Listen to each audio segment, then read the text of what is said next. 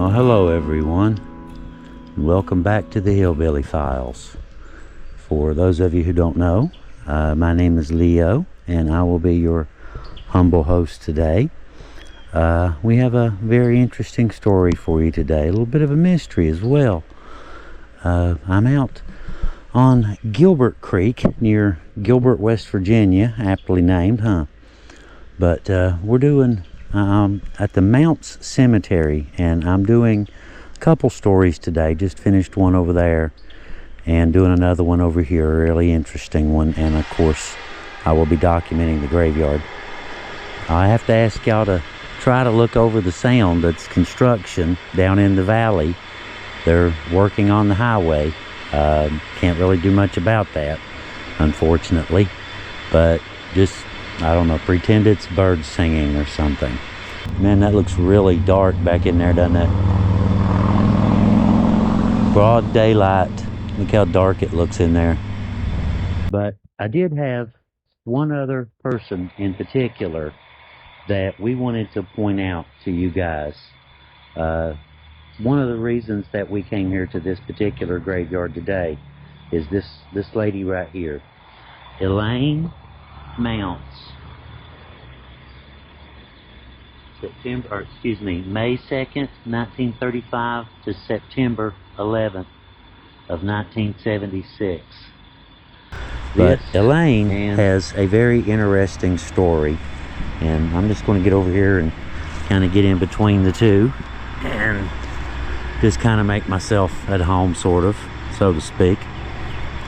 But anyway, well, I guess just get right to the story, right? It was a very quiet Saturday afternoon on September 11th in 1976 when a fatal gunshot was fired near Shear, West Virginia. Elaine Mounts here, 41 at the time, was shot and killed by her husband, William Mounts, during what authorities called a family altercation.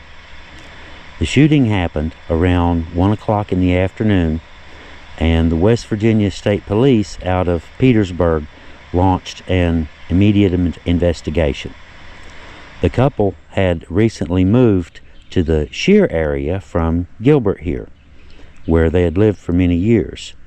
William had taken a job as a mine superintendent near Mount Storm, and they settled in a home along West Virginia Route 93.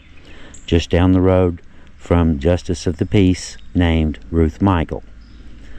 After the shooting, William was charged with murder and taken to the Grant County Jail, where he was held without bond. Elaine's body was transported to the Memorial Hospital in Cumberland for an autopsy. Neighbors had said that they were quiet folks, but in reality, no one ever really knows what goes on behind someone else's closed doors.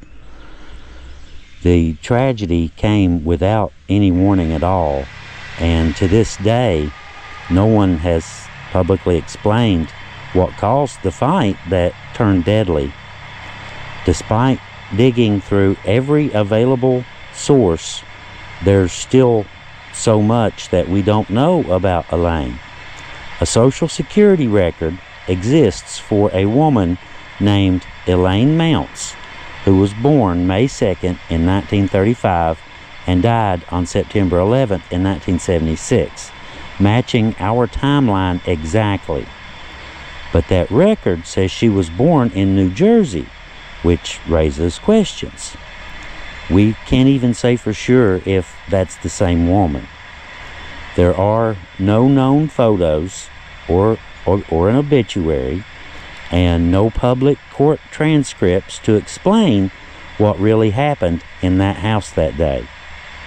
Even her family background is a mystery. No parents, no siblings, no maiden name to trace. All we know for certain is this: Elaine rests now in the Mounts family cemetery, buried beneath the stone that bears the last name of the man who murdered her. And quite frankly, I find that a little bit strange. It seems to me if someone takes your life, do they still get the right to have their name carved on your gravestone for all time?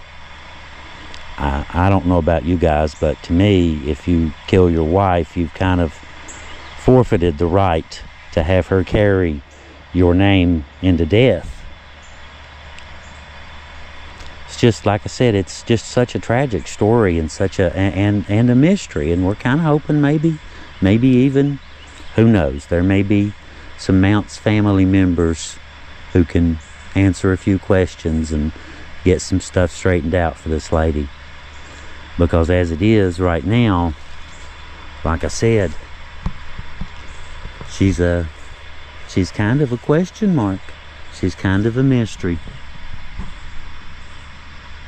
But either way, her life and those events, her background, all of that is a mystery. But either way, she's still in the same spot and was still murdered by her husband.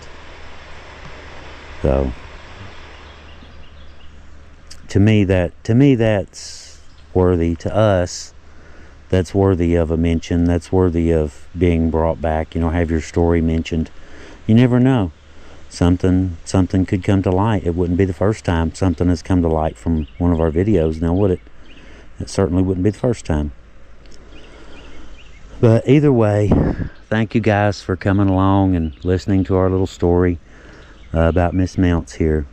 And, keep her in your prayers. And thank y'all for coming along. We appreciate y'all very much. And I'm going to get to documenting some of this cemetery and update records as needed as we go. Until next time, guys, we will see you later, and Leo out.